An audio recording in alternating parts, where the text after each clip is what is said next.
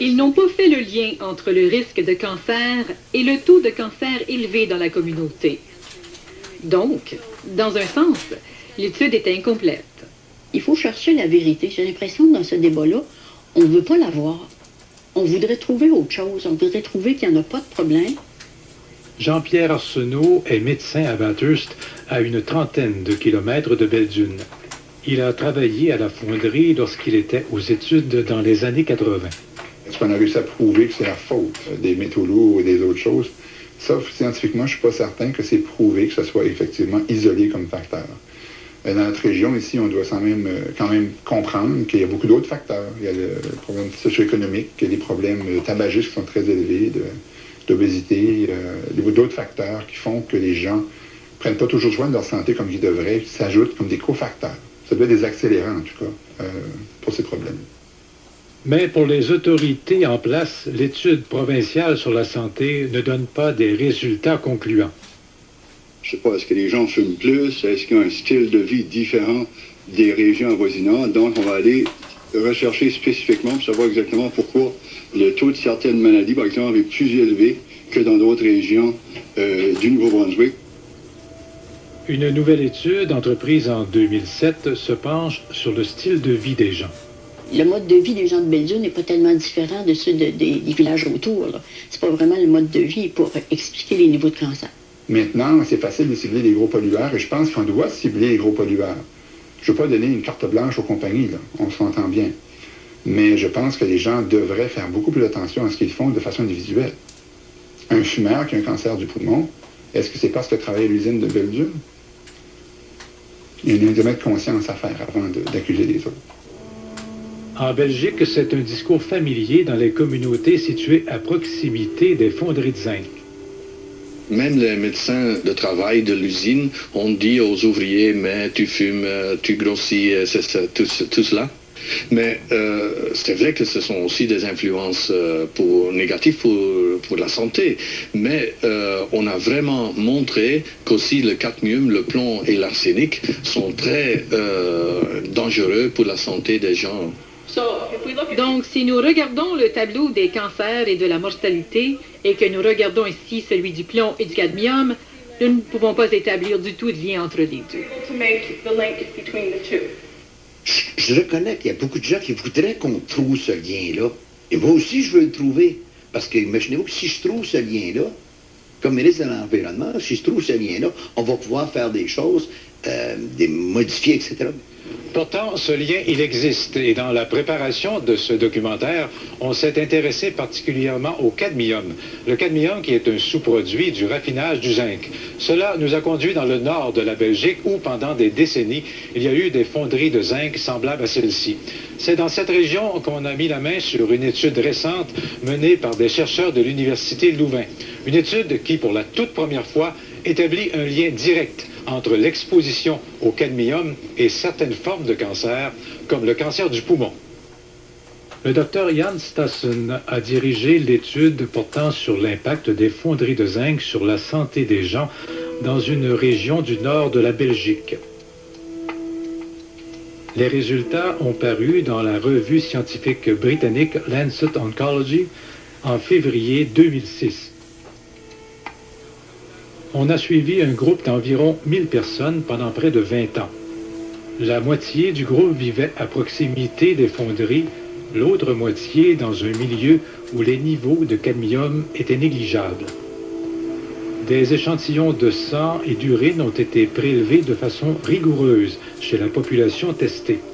Les analyses ont démontré que le risque de cancer de tout genre était de 30% supérieur pour les personnes vivant près d'une fonderie de zinc et que ce taux grimpe à 70% pour le cancer du poumon.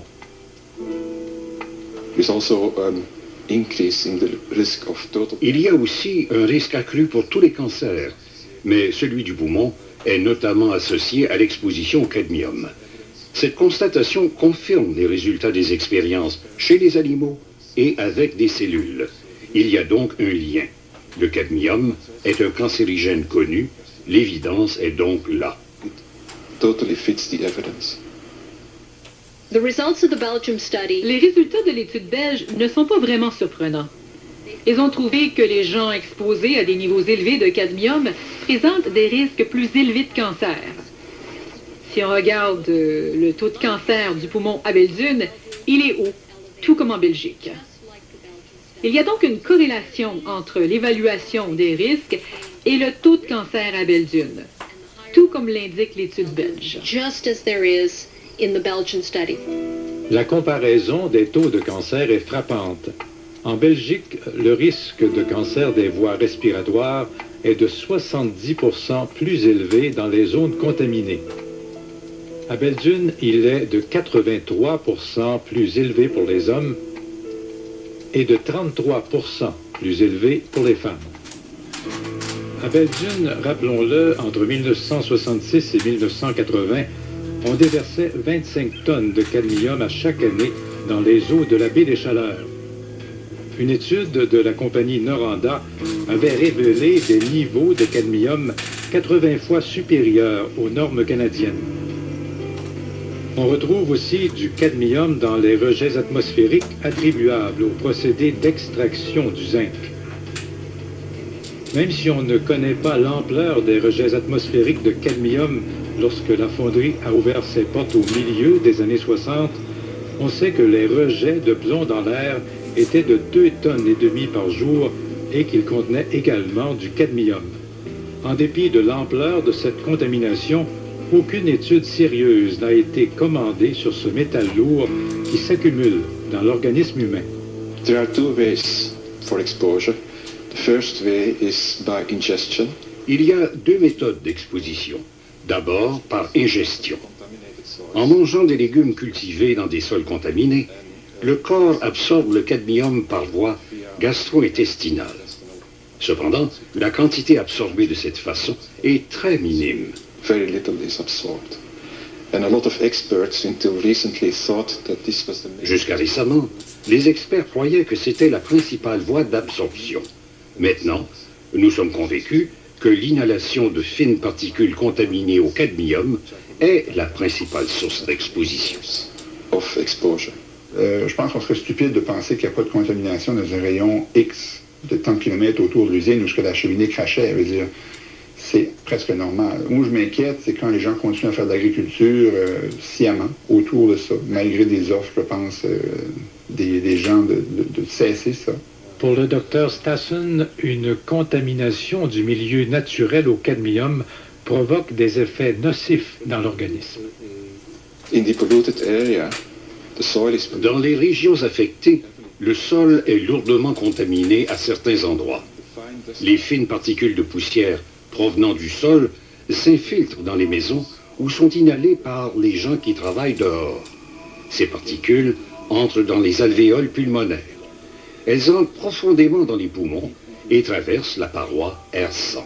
The air-blood barrier. Selon nous, c'est la principale voie d'exposition. Main route of exposure.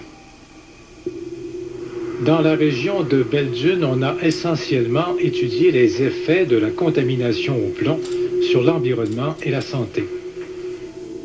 Si aucune étude scientifique n'a pu établir un lien direct entre la contamination au plomb et le cancer chez l'humain, il n'en demeure pas moins que le plomb a des effets néfastes connus sur la santé des enfants. La chimiste Céline Surette de l'Université de Moncton est spécialisée dans l'analyse des contaminants environnementaux. Des concentrations de plomb vont avoir des effets surtout au niveau du système nerveux central. On va avoir des problèmes qui vont, surtout au niveau des enfants ou des fœtus ou des bébés, on va avoir des problèmes parce que les enfants sont beaucoup plus vulnérables que la population adulte, donc leur système neurologique est encore en développement et surtout quand on parle de fœtus, on a vraiment un système neurologique qui est en développement de façon massive. Moi, je regarde d'autres facteurs qui sont importants dans la région, qu'il faudrait analyser. C'est, par exemple,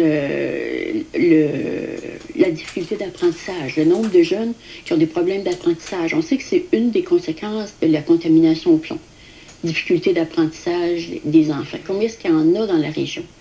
Je ne suis pas une spécialiste pour vous dire qu'il y en a plus dans la région autour de Belledune, mais je crois qu'effectivement, il faut que ça soit approfondi. Après 40 ans d'activité industrielle, on s'intéresse finalement au niveau de contamination des sols à Belledune. Extrata, propriétaire de la fonderie depuis 2006, a investi 1 million de dollars pour connaître la teneur en plomb dans la région. Les premiers tests ont révélé que 9 propriétés affichaient un niveau de plomb 7 fois plus élevé que les normes nationales. La compagnie a remplacé ces sols contaminés.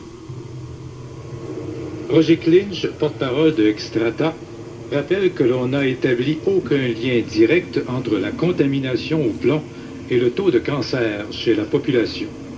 Et ils ont trouvé que les industries